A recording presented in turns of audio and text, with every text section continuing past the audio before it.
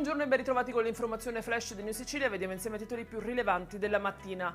In apertura il caos scoppiato in casa DC dopo la bomba sganciata dalla Procura di Palermo, che ha chiesto nei giorni scorsi l'arresto per associazione a delinquere, corruzione e altri reati connessi a presunti appalti e assunzioni pilotati del leader Totò Cuffaro e degli uomini a lui più vicini.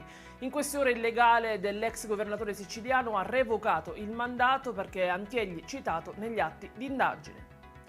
I finanzieri del comando provinciale di Caltanissetta hanno eseguito un sequestro preventivo di beni e disponibilità finanziarie per un valore complessivo di oltre €500.000 nei confronti di 2 persone indagate per reati tributari e riciclaggio, nel mirino una società del settore meccanico di Gela.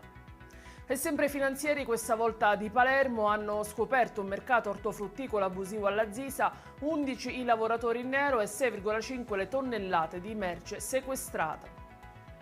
Vito Tomasino, 65enne, la vittima invece di uno scontro tra un tir e un furgone avvenuto ieri a Palermo. L'uomo è deceduto al pronto soccorso dell'ospedale civico, entrambi i mezzi coinvolti sono stati sottoposti a sequestro. In chiusura l'arresto di un 21enne di Scicli che avrebbe maltrattato, vessato, minacciato e violentato sessualmente l'ex fidanzatina di 15 anni. A denunciare il giovane sono stati i genitori della vittima, a cui il ragazzo avrebbe anche indebitamente utilizzato il bancomat. Ed è tutto per questa edizione. Vi ricordo come sempre che i dettagli su queste notizie e molte altre li trovate sul nostro sito e sui nostri canali social. Grazie per averci seguito e a stasera con nuovi aggiornamenti.